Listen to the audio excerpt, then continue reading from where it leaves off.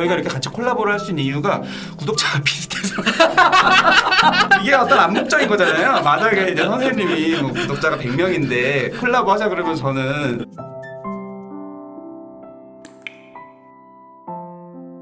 일고양이들이 막 울면서 싸우는 거는 영역 다툼인 건가요? 그러니까 영역이라는 게 제일 추상적인 개념이 뭐냐면 예를 들면 누가 캔말 밥그릇을 줘요. 그럼 거기서 영역이 생겨요. 왜냐면 밥이 나오는 곳이 생겼잖아요. 그럼 이제 그 공간을 놓고 친한 애들끼리 싸움이 되는 거죠. 이 밥그릇을 누가 먼저 차지하느냐. 이 밥자리를 몇 명. 왜냐면 그 밥그릇 하나 놓고 3명이 3마리가 배부르게 먹을 수 있다.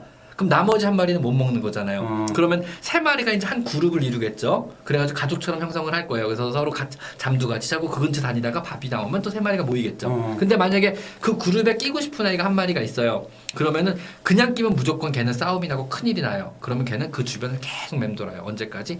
얘들이 끼워줄 때까지. 끼워줄 때까지. 근데 이제 밥그릇이 만약에 2개로 늘었어요. 그럼 얘네들이 한 마리가 더 들어와도 우리가 사는데 지장 없겠구나 그러면은 얘가 들어올 때 암묵적으로 허용을 하게 돼요. 그럼 막 이제 그룹이 늘어난 거죠. 보통 이제 길고양이들은 이런 식으로 그룹이 늘어난다고 들었어요. 사람도 요즘 시대에 사람이 무슨 서열이 있고 영역이 있어 이렇게 생각할 수도 있지만 서열이 무의식적으로 암묵적으로 있는 경우가 너무 많은 것 같아요.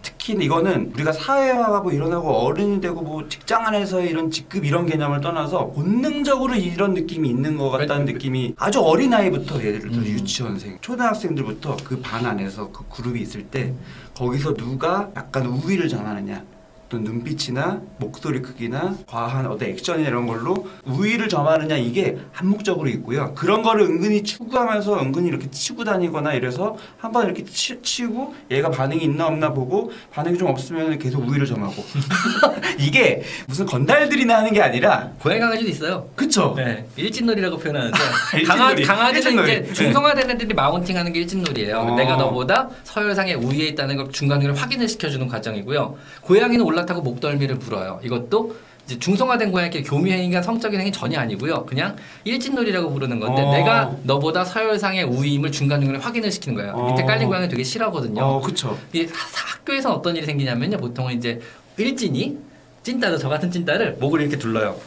그쵸. 헤드락을 걸고 그쵸. 야 도시락 싸왔냐? 뭐 그쵸. 이따 가서 빵 좀 사 이거잖아요. 그쵸. 그래서 서로 웃으면서 즐겁게 얘기하는 것 같지만 실제로 얘는 자신이 서열상의 우위임을 강조하는 거고 그쵸. 얘는 달려서 내가 얘보다 서열이 미치구나 이걸 한번 그냥 각인시키는 굴욕적인 행동 중에 하나일 뿐이죠 사실은요. 근데 똑같아요. 똑같은 것 같아요. 근데 동물들은 그게 무슨 뭐 생존과 관련될 수도 있고 막 되게 엄청난 중요한 문제이고 사람은 뭐 그게 뭐 중요하냐 이렇게 볼 수도 있지만 사람이 거기에 의미를 부여하는 게 생각보다 엄청 많더라고요. 무의식적으로. 그래서 예를 들어서 장난이어도 여기에 깔리는 아이는 굉장한 굴욕감을 느끼고 그죠. 이 굴욕감을 평생 가져가게 되는 경우도 되게 많고 장난이어도 근데 그 상처를 극복을 못하는 경우를 많이 봐요 주변에서. 저도 많이 네. 저는 직업적으로 너무 많이 보고 네, 그래서 익명 게시판 같은데 보면은 내가 과거에 뭐 그거를 극복을 못해가지고 요즘 이렇게 사는 거 아니야 이런 글도 보고요. 맞아요. 기억에 오래 가는 거죠. 그 다음에 뭐 저 같은 경우도 이제 악플 때문에 옛날 얘기지만 뭐 악플 때문에 그것 때문에 굉장히 오래 힘들고 지금도 굉장히 힘들거든요. 뭐 이런 건 많잖아요 사실은요.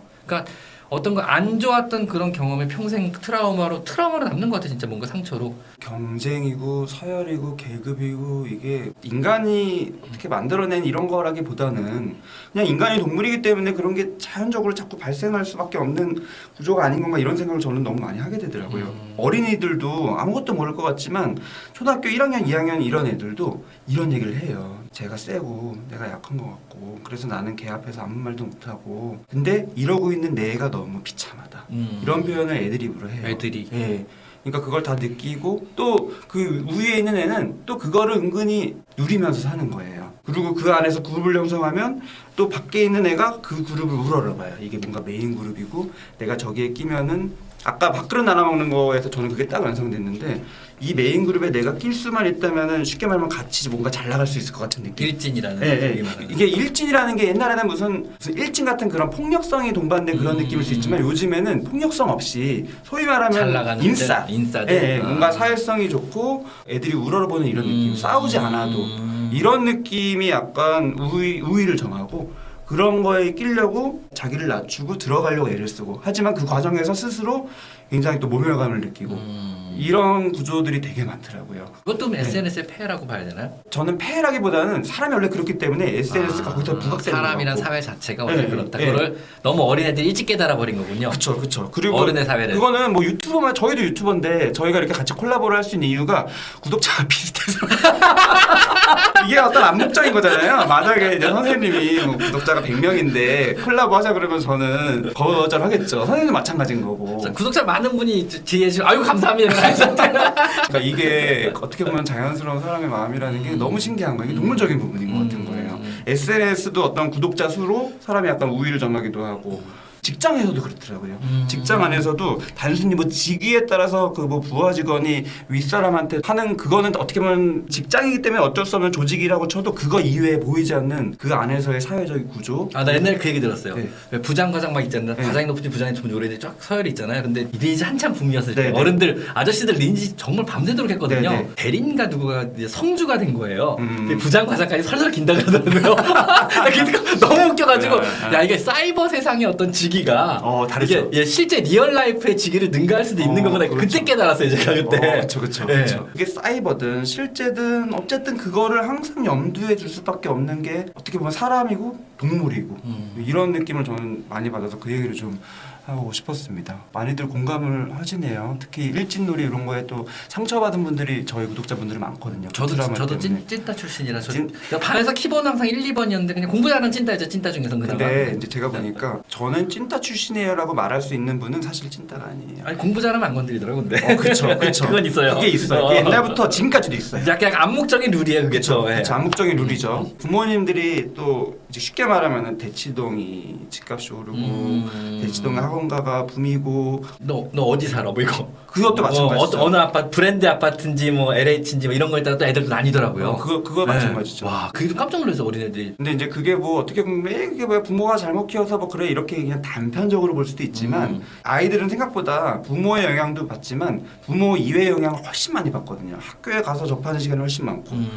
요즘에 유튜브를 통해서 접하는 거 너무 많고 사람으로 우리가 살면은 본능을 눈으로 직접 볼 일이 별로 없거든요. 물론 이제 아주 간단하기 때문에 이제 반사 같은 게 있죠. 뭔가 젖을 빠는 이런 거 정도. 성악설을 믿으시나요? 성선설을 믿으시나요? 그거 되게 중요한 포인트인 것 같은데 네. 저는 양쪽이 있다고 봐요. 둘 다 있다. 나는 당연하게 성악설을 믿는다 그럴 줄 알았어요. 왜냐하면 뇌를 다룬 학문을 하셨으니까.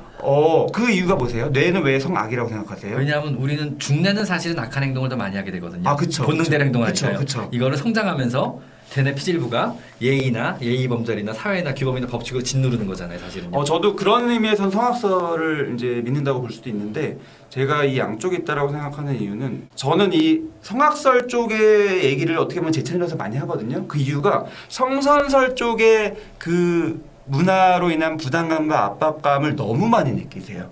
사람은 원래 선해야 되고 사회는 성선설을 너무 강조하고 그래서 이걸 균형을 좀 잡는 게 그 사람에게 되게 필요한 것 같고 저는 그래서 균형을 맞춰주려고 성악설 관련된 얘기들을 많이 해요. 그래서 사람은 생각보다 별로다. 선한 사람인가? 선한 사람인 척하는 건가? 근데 저는 척하는 거라고 생각합니다. 선한 사람인 척해도 선한 사람 아닌가요?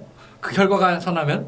저 그거 되게 중요하다고 봐요. 그것도 저는요. 되게 어떤 사람은 결과가 중요하다. 네. 어떤 사람은 과정이 중요하다. 또 사람마다 다른 것 같아요. 제가 주로 이제 진료실에서 상담을 통해서 만나보는 분들 뭔가 내가 꼬였는데 더 꼬여서 계속 힘들어지는 분들을 잘 살펴보다 보면은 결과보다는 과정이 중요하다라는 부분에 많이 집착이 되어 있는 분들이 많아요. 과정에 충실하다 보면은 뭔가가 올 거야. 한 방에 누군가를 알아줄 거야. 만약에 관계에서 힘들었던 분이 있다면은 내가 누구한테 계속 잘해주면은 결국엔 나한테 나의 진가를 알아주고 나를 품어줄 거야. 또는 계속 입시에 실패하는 분이 그래도 내가 노력하다 보면은 결국에는 나한테 결과가 올 거야. 이런 식으로 어떻게 보면 희망 고문 같이 되면 될수록 거기에 마음 부담이 커져서 집착처럼 돼서 관계는 더 안 되고 공부는 더 안 되고 이런 식으로 악순환되는 분들이 되게 많은 것 같아요. 그래서 선생님이 말씀하시는 그 결이 뭔지 저는 이해가 너무 돼요. 그렇게 마음을 조금 그쪽으로 잡았을 때 되게 세상에 적응하기 쉬운 것 같아요. 심플해지죠. 심플해져요. 세상이 심플해지죠. 네. 네. 근데 그쪽을 바라보는데 굉장한 거부감을 느끼는 분들이 있죠. 이렇게 돼요. 네, 이렇게 틀림없이 돼요. 있어요. 틀림없이 그건 있어요. 사람의 어떤 타고난 기질도 그렇고 성장 과정이나 여러 가지 가치관이 다 버무려져서 결정되는 부분인 것 같아요. 벌써 시간이 됐습니다. 마무리 아. 멘트 한번 해주시면 좋을 것 같아요. 저희 이런 정신과 심리적인 영역에 관심이 많은 구독자분들의 채팅창을 보면서 어떤 느낌을 받으셨나요? 그냥 편안하고 생각보다 재밌고 좋았는데요. 예, 그리고 어. 호의로 잘 대해주셨어요. 지금 참석하신 분들이 우리 제 채널하고 달라요. 굉장히 차분하시고 글 하나하나가 되게 조심스러워 지금 보니까 완전 달라요. 질문도 되게 조심스러워 심지어는. 그러니까 어떤 분들이 계신 것 같냐면 저 지금부터 이 앞으로 지나갈 건데 조금만 비켜주실래요? 이러고 지나가시는 분들 같은 그런 느낌을 받아요 지금요. 쓱 지나가는 게 아니고 나 저 앞으로 갈 건데 여러분한테 해를 끼치진 않을게요. 저 지나간다고 놀라지 말아주세요. 이러고 지나가는 그런 분들이 느낌이 맞아요. 그게 제가 이제 세 단어로 섬세함이라고 표현해요. 섬세하신 분들이 그런 많고, 분들 그런 분들이 심리에 관심이 많고요. 멀리서 와주셔서 네, 정말 마이펫 감사드립니다. 상담소 윤샘 채널 혹시 고양이 키우시면 윤샘의 마이펫 상담 채널 들어오셔서 구독해 주시고요. 강아지를 키우신다면요 윤샘의 강아지 상담소에 들어오셔서 채널이 2개거든요. 네, 네. 오셔서 역시 구독 감사드리겠습니다. 감사합니다. 감사합니다. 잠깐 내려가서 좋아요 한 번만 눌러주시면 저한테 도움이 많이 되고요. 다른 분들도 많이 시청을 할 수가 있는 기회가 됩니다.